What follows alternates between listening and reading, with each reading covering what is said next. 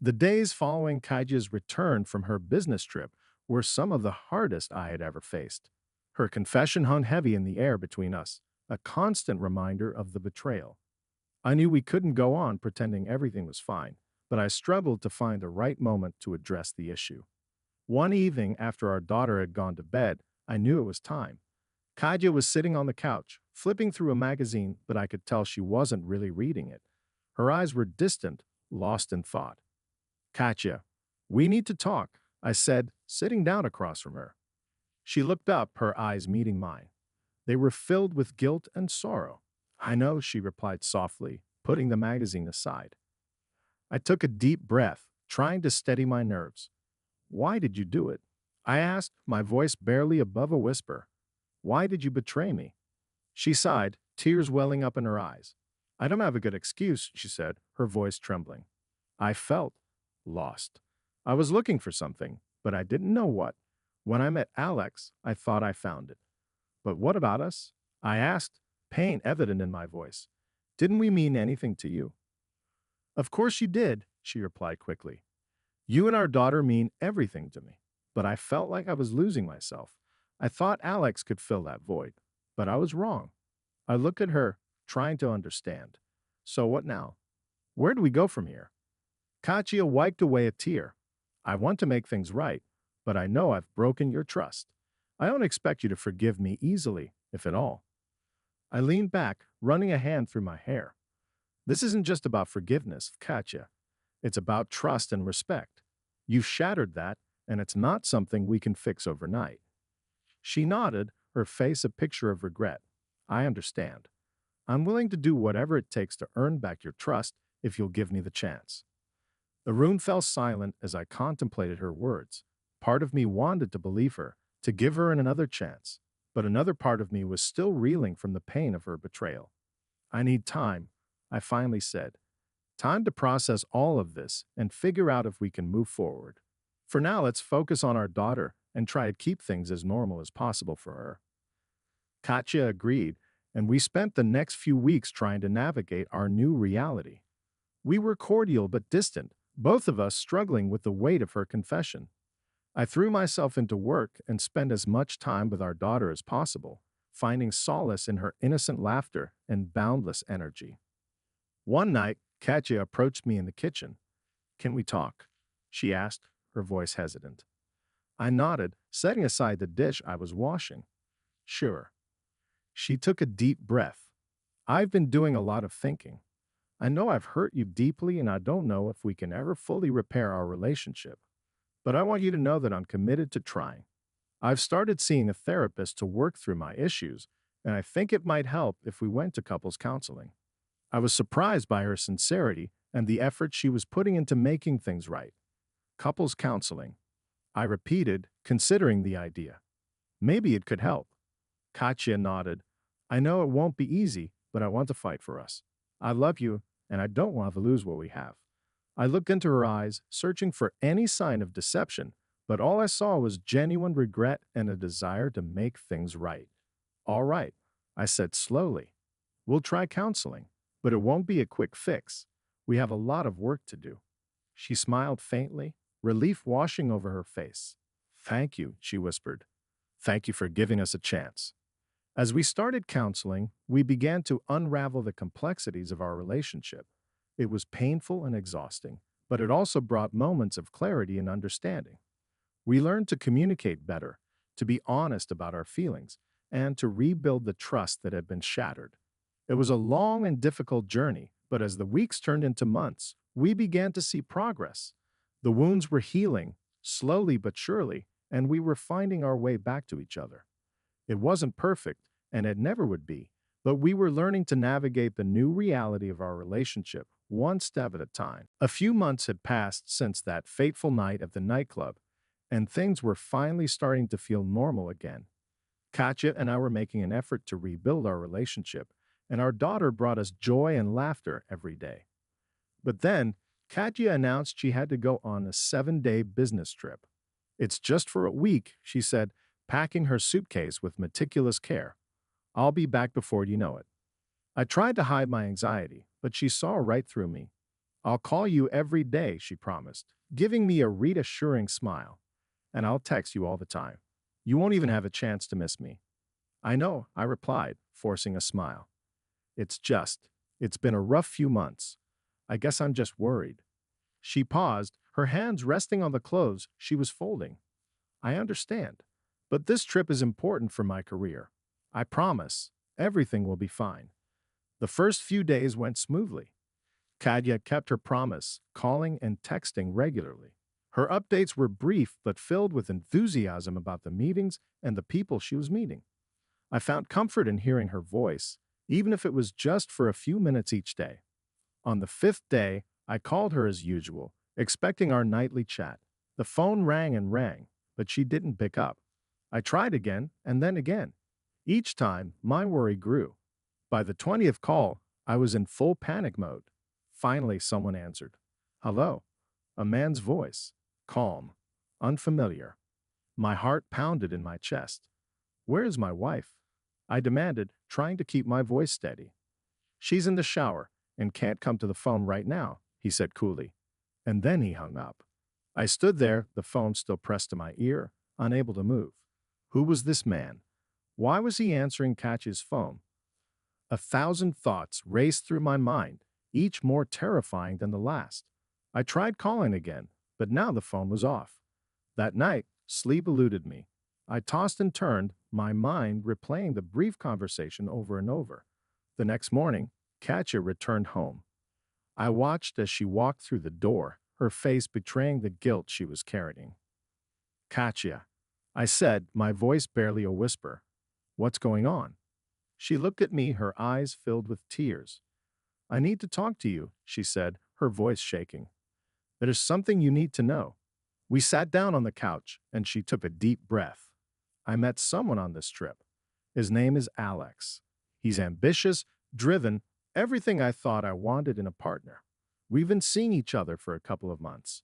Her words hit me like a ton of bricks. Why, Katya? Why didn't you tell me? I didn't want to hurt you, she said, tears streaming down her face. I thought I could handle it, that it was just a phase. But it wasn't. I'm so sorry. I felt a deep ache in my chest, but I knew what I had to do. We can't go on like this, Katya. If you're not happy with me, then we need to end this. She nodded, her face a mask of sorrow. I know. I just didn't want to admit it to myself. I wanted to believe we could fix things. We spent the next few weeks sorting through our lives, preparing for the inevitable separation. We talked about our daughter, about how we would manage co-parenting, and about the future. It was painful, but it was also a relief to finally face the truth. A month later, our divorce was finalized. Katya moved in with Alex, and I saw our daughter on weekends.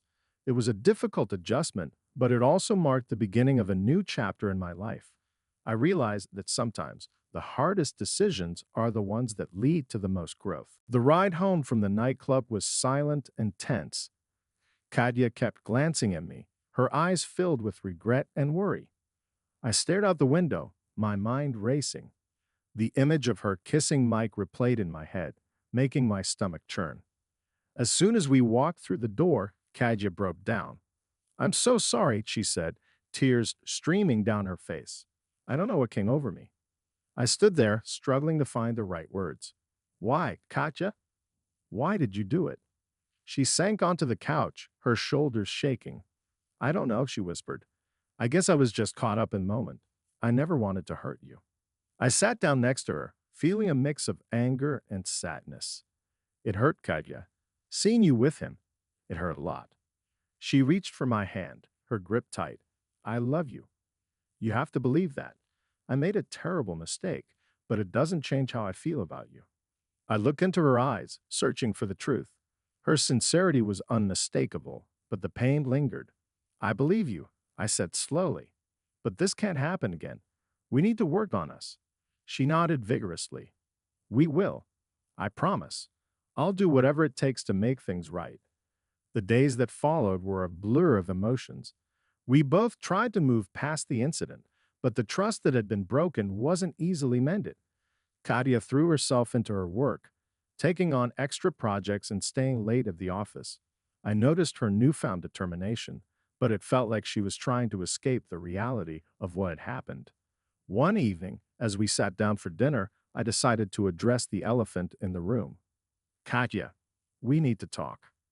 She looked up from her plate, her expression worry. About what? About us, I said, trying to keep my voice steady. We've been avoiding the issue, and it's not going to go away on its own.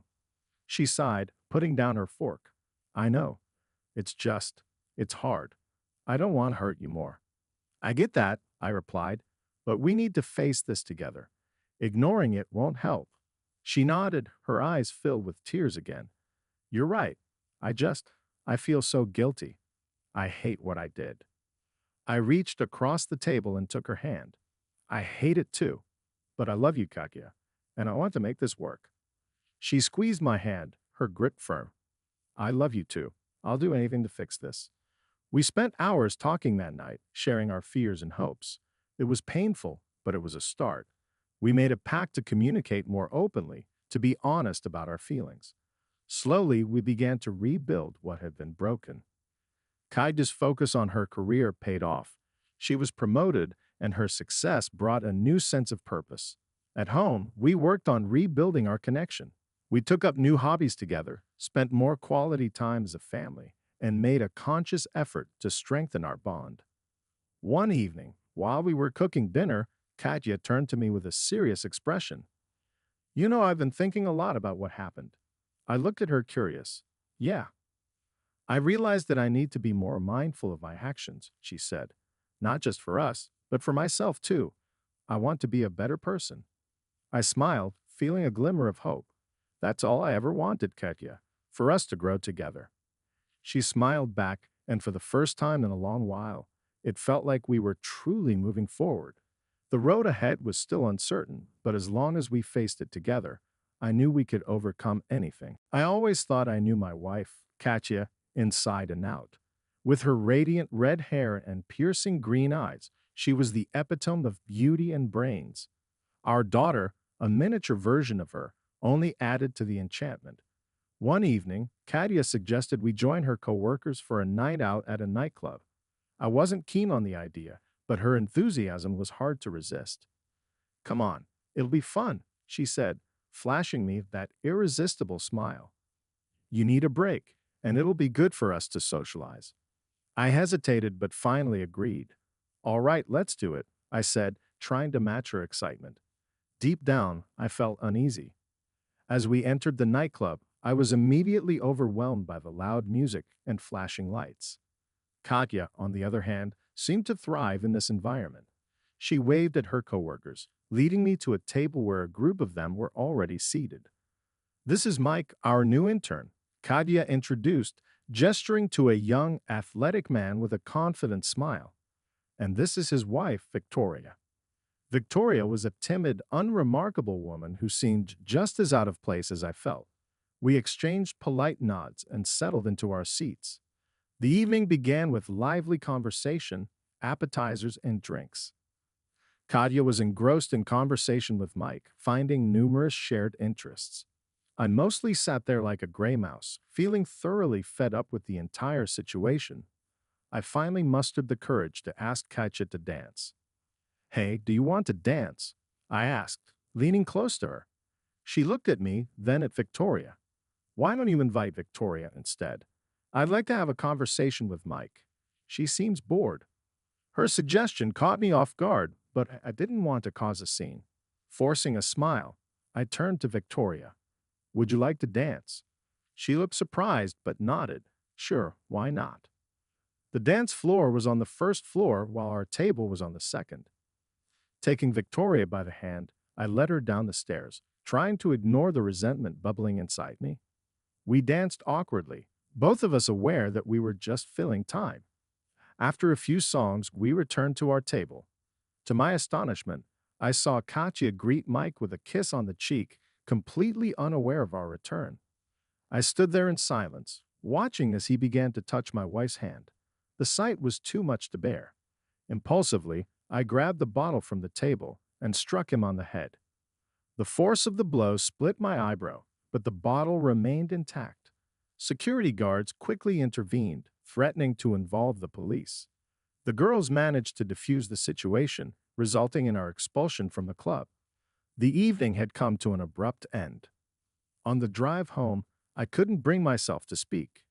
Katya, sensing my anger, finally broke the silence.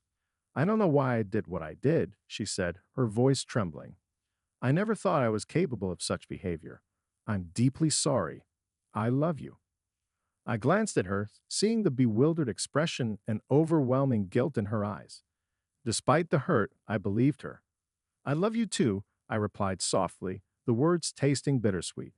We resumed our lives as though nothing had happened, but the memory of that night lingered.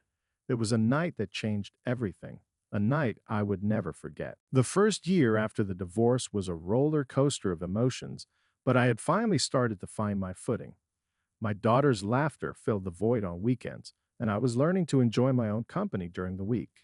Life was different, but it wasn't as bleak as it once seemed. One sunny afternoon, I decided to take my daughter to the local park. She loved playing on the swings and running through the grass, and I enjoyed watching her carefree happiness. As she climbed to the top of the jungle gym, I settled on a nearby bench with a book. Hey, stranger, a voice called out, breaking my concentration. I looked up to see Lisa, an old friend from high school, standing there with a friendly smile. Lisa, wow, it's been years, I said, standing up to greet her. It has, she replied, giving me a warm hug. I heard about everything. How are you holding up?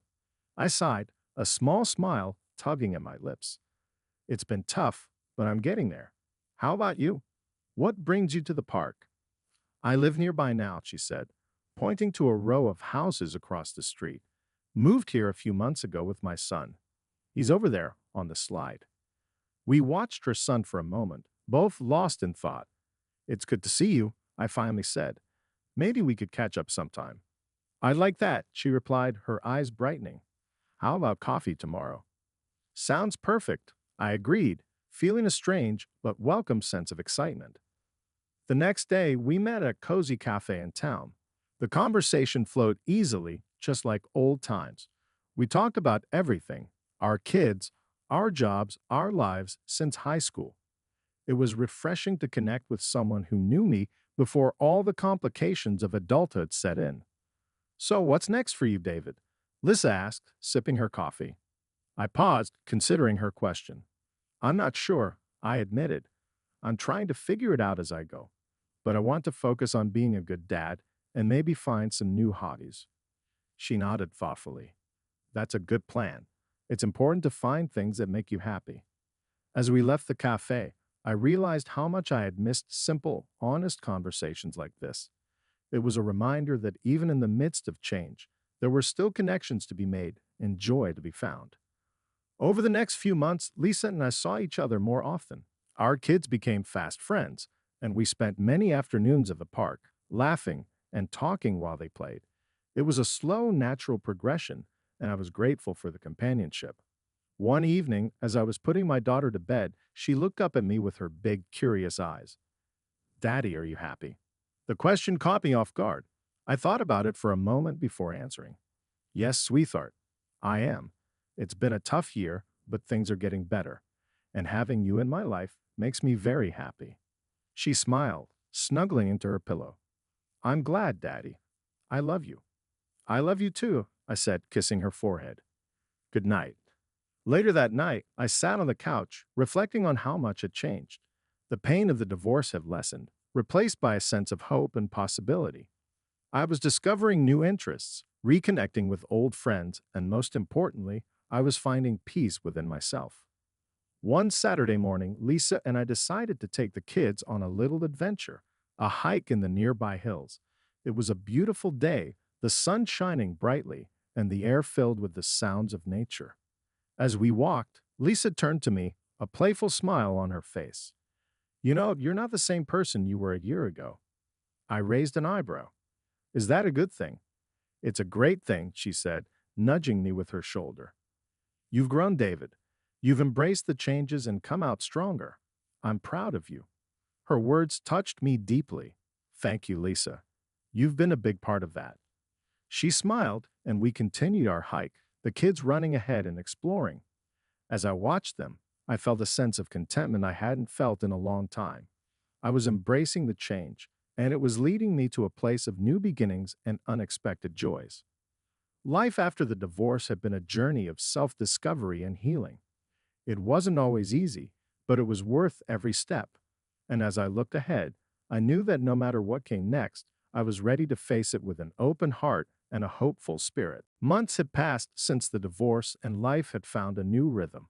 I was getting used to my small apartment, my weekends with our daughter, and the quiet moments of solitude that filled my evenings. I was slowly healing, piece by piece, and learning to appreciate the little things in life again. One Saturday, I decided to take my daughter to the mall. She loved the play area there, and I thought it would be a good way to spend the afternoon. As we walked hand in hand through the bustling crowd, her excitement was contagious. "Daddy, can we get ice cream after?" she asked, her eyes lighting up at the thought. "Of course, sweetheart," I replied, smiling down at her. "We'll get your favorite, chocolate with sprinkles." We were making our way to the play area when I heard a familiar voice. David. I turned to see Katya standing there, her arm linked with Alex's. For a moment, I felt a rush of emotions, surprise, discomfort, and a pang of something else I couldn't quite name. Our daughter, oblivious to the tension, ran to her mother with a squeal of delight. "Mommy," she cried, throwing her arms around Katya's waist. "Hello, darling," Katya said, bending down to hug her. She then looked up at me, her expression cautious. "Hi, David. How are you?" "I'm good, thanks," I replied, trying to keep my tone neutral. "How about you?" "We're doing well," she said, glancing at Alex, who gave me a polite nod. "Just doing some shopping." "Same here," I said, feeling the awkwardness settle in. Taking her to the play area and then getting some ice cream.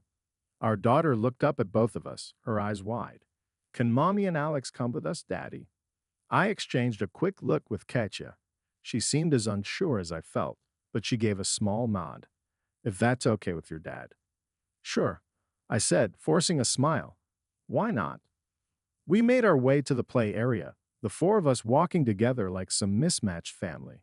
Our daughter ran ahead, eager to play, leaving the adults to navigate the uneasy terrain of forced companionship. As we watched her climb and slide, Katya turned to me. "I know this is weird," she said quietly, "but I'm glad we can do this for her." I nodded, still watching our daughter. It's important for her to see us getting along, even if it's hard for us. Alex cleared his throat. "I want you to know, David, that I never intended to cause any pain. I care about Katya and your daughter very much." I looked at him, trying to gauge his sincerity. "I appreciate you saying that," I said finally. "It hasn't been easy, but I'm trying to move on." Katya reached out and touched my arm lightly. "We both are. And I want you to be happy, David. Truly." The words were kind, but they didn't erase the hurt. Still, I knew they came from a genuine place. "Thanks, Katya," I said, meeting her eyes. "I want the same for you." After the play area, we headed to the ice cream shop. Our daughter was thrilled to have both her parents there, and her happiness was a balm to my wounded heart. Watching her laugh and enjoy her treat made the awkwardness worth it.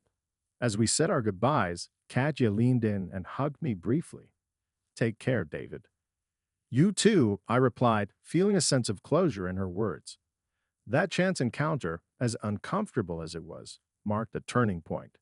It was a reminder that life moves on, that people change and grow, and that even broken relationships can find a new kind of peace. It wasn't perfect, and it never would be, but it was a step toward healing and acceptance. As I walked to the car with my daughter, her hand in mine, I felt a glimmer of hope for the future. Life after divorce was about finding new paths, and this was just one of many steps on my journey. The day our divorce was finalized was a mix of emotions. There was sadness, of course, but also a strange sense of relief. The weeks leading up to it had been filled with tension and heartbreak, and now it was over. Katya and I were officially no longer husband and wife. I moved into a small apartment not far from our old home, so I could still be close to our daughter. The first night in my new place was hard. The silence was deafening, and I felt more alone than I ever had before. I sat on the couch, staring at the empty walls, wondering how my life had come to this. The next morning, I called my best friend, Mark. He had been my rock through the whole ordeal, always ready to listen and offer advice. Hey, Mark, I said when he answered, can you come over? I could use some company. Of course, buddy, he replied without hesitation. I'll be there in half an hour. True to his word, Mark showed up with a couple of pizzas and a six-pack of beer. We sat in my small living room, eating and talking about everything and nothing. How are you holding up? Mark asked, concern in his eyes. I shrugged. It's tough, but I'm getting through it. I miss her, you know. Despite everything, I miss the life we had. He nodded. That's normal. You were together for a long time, but you'll get through this. You're stronger than you think. I appreciated his words, even if I didn't fully believe them yet. Thanks, Mark. It helps having you around. Anytime, man, he said, patting me on the back. We're going to get you through this. The next few weeks were a blur of adjusting to my new routine. I threw myself into work, trying to stay busy. On weekends, I had our daughter, and those were the moments I lived for. Her laughter and joy were a balm to my wounded heart. Daddy, can we go to the park today? She asked one Saturday morning, her eyes wide with excitement. Of course, sweetheart, I replied, smiling down at her. Let's pack a picnic and make a day of it. We spent the day playing on the swings, feeding the ducks, and enjoying each other's company. For those few hours, the pain and loneliness faded away, replaced by pure, simple happiness. One evening, as I was tucking her into bed, she looked up at me with serious eyes. Daddy, why don't you and Mommy live together anymore? The question caught me off guard. I took a deep breath, trying to find the right words. Sometimes, grown-ups find it hard to live together, even when they care about each other. But we both love you very much, and that's never going to change. She seemed to accept my answer, nodding slowly. Okay, Daddy, I love you. I love you too, sweetheart, I said, kissing her forehead. Good night. As time went on, I found a new rhythm to my life. I joined a local gym, started cooking more, and even picked up a few new hobbies. I reconnected with old friends and made new ones.